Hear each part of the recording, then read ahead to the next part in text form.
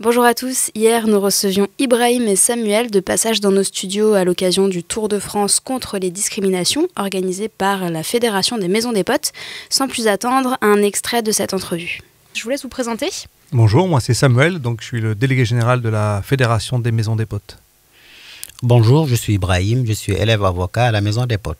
Est-ce que vous pouvez me faire un semblant de constat, je me tourne plutôt vers vous Ibrahim, un constat sur l'état actuel de la discrimination ou en tout cas la lutte contre la discrimination en France? Alors, comme l'a expliqué Samuel, nous mettons un point d'honneur à rencontrer à travers tous nos déplacements, à l'occasion de tous nos déplacements, les leaders des mouvements associatifs, syndicaux, les élus, mais aussi les citoyens, les citoyens simples, qui ne sont pas que de simples citoyens. Mais en fait, le constat qu'on peut faire, à mon sens, c'est que il faut toujours aller vers les gens pour leur donner encore beaucoup plus de courage pour pouvoir continuer la lutte. Parce que le constat, il est là. Il y a quand même encore et toujours beaucoup de discrimination. Il y a beaucoup de cas de racisme. Et un seul cas, c'est un cas de trop. Bien sûr. Ouais. Est-ce que vous avez des exemples précis de ce qu'on retrouve le plus souvent comme acte raciste ou comme acte discriminatoire? Déjà, je peux donner l'exemple, il y a des discriminations à l'embauche, discriminations à l'emploi. Et dans nombre d'offres d'emploi, on exige la nationalité française. Alors que dans bien des cas, ce n'est pas un critère obligatoire. C'est-à-dire que quand il ne s'agit pas d'emploi fermé, on ne doit pas exiger la nationalité française. À chaque fois que c'est le cas, la Maison des Potes porte l'affaire devant la justice. On est d'accord, on parle bien d'un cadre légal. Ce n'est pas légal, du coup, de fermer certains emplois uniquement à la nationalité française. Absolument, c'est ça, on parle bien du cadre légal. De toute façon, on reste toujours dans le cadre de la légalité. Et chaque fois qu'on va en justice, c'est parce qu'il y a eu violation de la loi. Et ça, c'est clair. Et donc, la Maison des Potes a déposé une centaine de plaintes contre des offres discriminatoires et s'apprête à en déposer encore une centaine. Et ça, c'est un exemple que je peux donner parmi tant d'autres.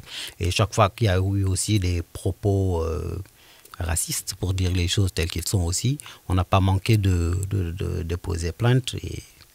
Alors, parmi les nombreux souhaits que vous avez, ou en tout cas les nombreuses mesures que vous défendez, il y a notamment des sanctions judiciaires plus lourdes. C'est ce que vous espérez, c'est ce que vous attendez. Je ne peux pas m'empêcher de vous faire le parallèle avec les manifestations qui ont eu lieu ce mardi, de tous les avocats greffiers qui donc manifestent parce que les conditions de travail et la charge de travail qu'ils ont est beaucoup trop importante et ne leur permet pas de faire leur travail correctement.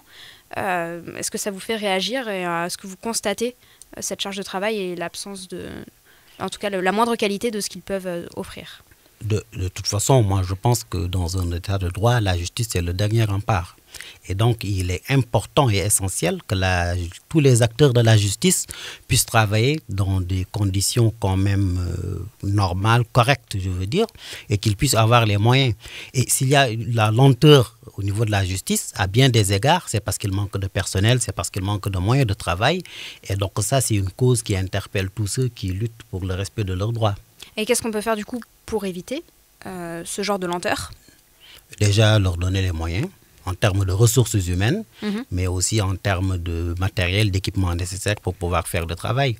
Et pour donner un exemple concret, je viens de le dire tantôt, des plaintes ont été déposées pour discrimination à l'emploi sur la table du procureur de la République, mais cela prend beaucoup plus de temps pour instruire toutes ces plaintes-là, pour les étudier. Le temps de la justice est un temps très long. Exactement, parce qu'il y a souvent, ils vont dire qu'il n'y a pas assez de personnel, il n'y a pas assez de magistrats non plus en France, et voilà. Et donc ça, en fait, si on recrutait davantage de magistrats ou bien si on donnait beaucoup plus de moyens à la justice, bien évidemment, la justice irait encore beaucoup plus vite.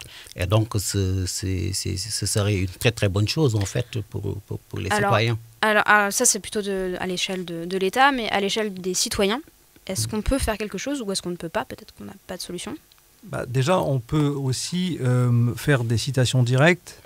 Mais faire une citation directe, ça veut dire qu'on épargne au procureur le soin de travailler, de faire son enquête, on épargne au juge d'instruction de faire son enquête et on fait convoquer directement la partie adverse devant le tribunal. Donc on économise des années d'enquête Mais ça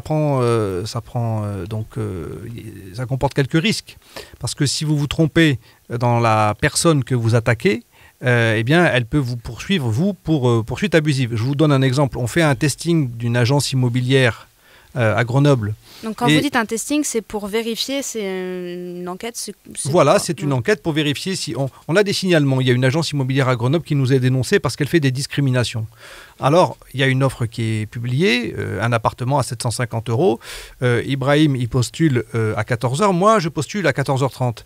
Si à 14h, on lui dit à Ibrahim, « Ah bah écoutez, je crois que la visite ne pourra pas se faire parce qu'on a déjà trop de candidats. Donc, c'est pas la peine de chercher un autre appartement. » Et moi, à 14h30, on me dit, pas de problème, vous pourrez visiter l'appartement. Nous, on établit qu'il y a une discrimination qui a été constatée.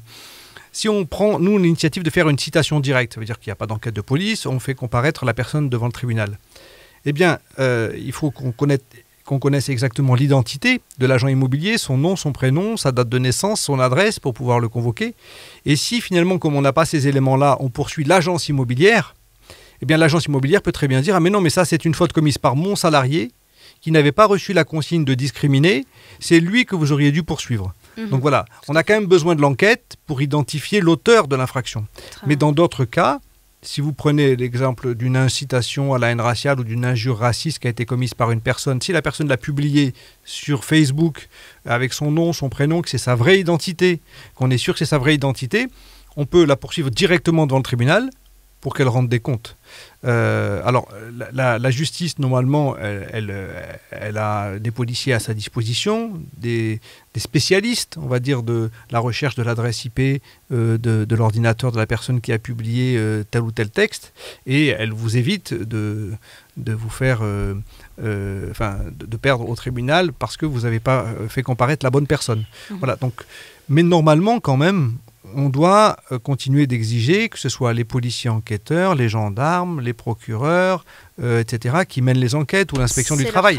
C'est leur travail et on doit, si on est confronté à un refus d'enregistrement d'une plainte ou à une lenteur qui n'est pas normale, eh bien, on doit en référer au supérieur du policier qui n'a pas voulu prendre la plainte. On doit en référer au procureur de la République, au procureur général. Je vous donne un exemple. On était dans une ville et il y a quelqu'un à Lyon, a été au commissariat en disant, voilà, tous les jours je vais boire mon café dans ce café et tous les jours j'entends, quand j'arrive, des paroles racistes. Ah, les Arabes comme ci, les Arabes comme ça, etc. Maintenant, j'ai dit, ça suffit, ça fait des années que ça se passe, il faudrait que ces gens-là, ils soient interpellés. Le policier lui a dit, écoutez, ça ne fait pas partie des priorités. Votre plainte, elle ne sera pas enregistrée. Bon. Donc là, nous, on a vu le procureur de la République et il a dit, cette personne... je vais faire en sorte qu'elle puisse déposer plainte correctement. Mais donc, si on n'était pas monté au-dessus du policier jusqu'au procureur de la République, eh bien, on aurait eu l'impression d'un échec. Il y a des épreuves, il y a des difficultés, mais on peut gagner quand même. On peut gagner. C'est ça le but de notre message. Et c'est surtout soutenir du coup toutes les personnes qui n'ont pas ni l'énergie ni les connaissances pour réussir à se faire entendre, j'imagine. Pour en revenir au Tour de France du coup que vous effectuez, jusqu'ici, vous avez fait combien de villes déjà avant Grenoble ? Alors on a fait une petite quinzaine, on a fait Marseille, Aix-en-Provence, Fréjus, Nice, Beaucaire, Montpellier, Perpignan, Béziers, Toulouse, Nantes, Poitiers, et puis ensuite cette semaine, donc on a fait Lyon, Tignieu et aujourd'hui Grenoble. Qu'est-ce qui en ressort du coup ? Saint-Étienne aussi. Oui. Non loin. Qu'est-ce qui ressort beaucoup comme sujet de débat ou comme question ? Alors, ce qui ressort dans les villes qui sont tenues par l'extrême droite, c'est que les gens baissent les bras. Ça ressort beaucoup. Les gens sont désabusés, le sentiment finalement qu'on ne peut plus rien faire et que le racisme est installé dans le paysage et que ça devient presque légal d'être raciste puisque maintenant il y a des députés racistes, il y a des maires racistes. Donc un sentiment un petit peu d'abandon, de désespoir de la part de pas mal de personnes qui avant luttaient. Mais malgré tout, à chaque fois, il y a des gens qui viennent en disant non, moi je veux me battre. Et je vous signale un comportement raciste, un propos raciste dans un collège, un propos raciste de la part d'un employeur, du harcèlement raciste dans une entreprise, etc. Donc il y a toujours des gens qui réclament justice. Et ce qu'on retient, nous, c'est qu'il y a quand même encore un espoir d'égalité qui existe et que le Front National n'a pas complètement gagné et qu'on peut encore mobiliser pour faire de l'égalité une réalité, puisque c'est notre devise.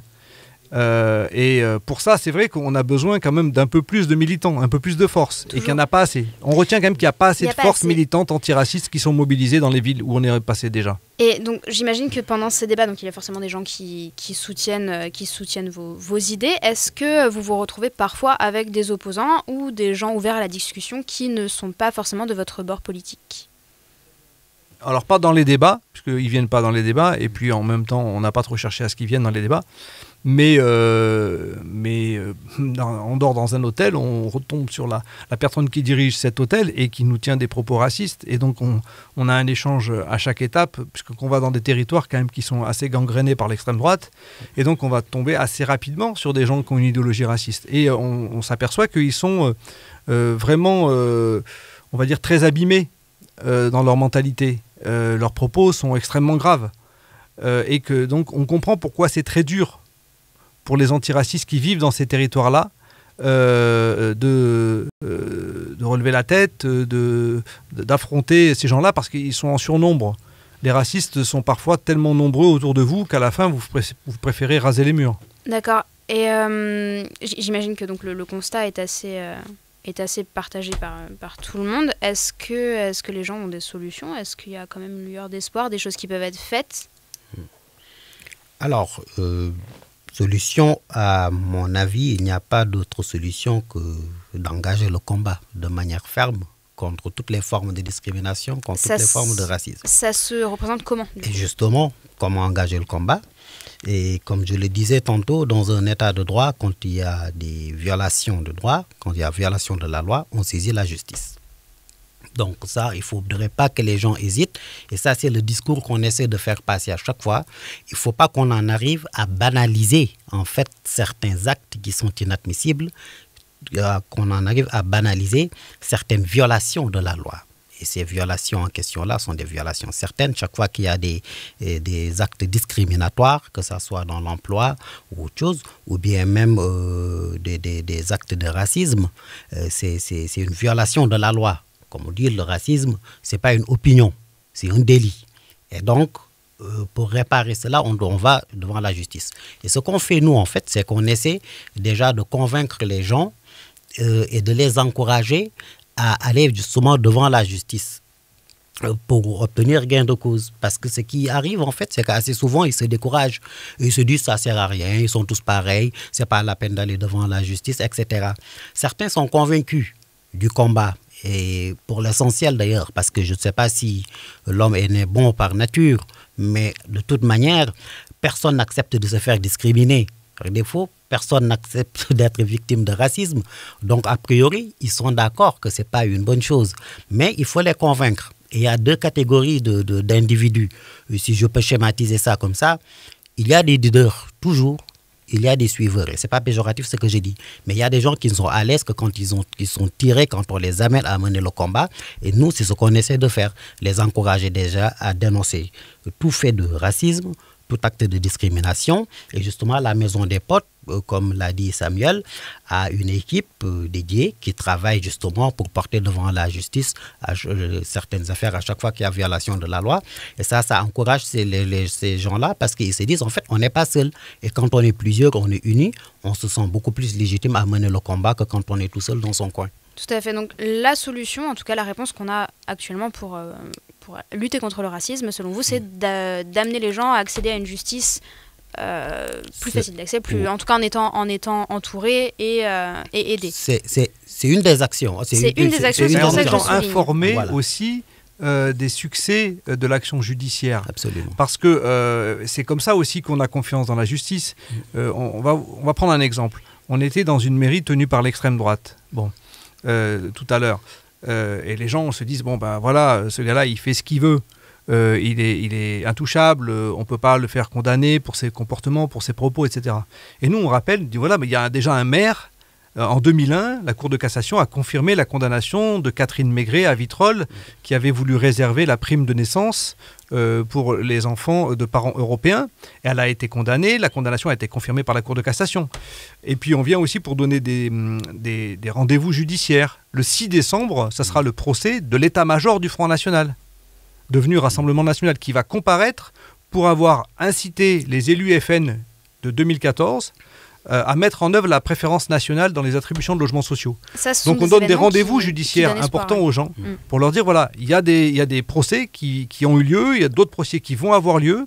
Peut-être que la publicité n'est pas faite assez fortement à ces condamnations pour qu'elle arrive finalement naturellement aux oreilles de tout le monde. Alors nous, à chaque fois qu'on a l'occasion de s'exprimer, eh bien on rappelle des décisions de justice victorieuses.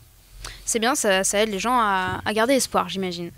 Malheureusement, le temps tourne et je n'aurai pas le temps de vous poser toutes les questions qu'on pourrait se poser en tout cas sur l'association et vos actions. Je rappelle simplement que le racisme et la discrimination, c'est une de vos batailles, mais que vous avez également d'autres actions, notamment sur l'éducation populaire dans les quartiers populaires, l'accès à des stages pour les jeunes, et beaucoup d'autres actions. Où est-ce qu'on peut vous suivre et où est-ce qu'on peut s'informer de ce que vous faites ? Alors d'abord le site internet www.maisondespotes.fr, tout attaché. Sur Facebook, Maison des Potes, alors vous trouverez soit la Maison des Potes de Grenoble, soit la Maison des Potes, Maison de l'égalité, qui donne l'actualité nationale des Maisons des Potes. Après, il y a une chaîne YouTube qui s'appelle egal.fr, sur lesquelles vous retrouverez des vidéos. Et puis le site egal.fr, dans lequel il y a la revue de presse de tous les procès gagnés contre le racisme et les discriminations.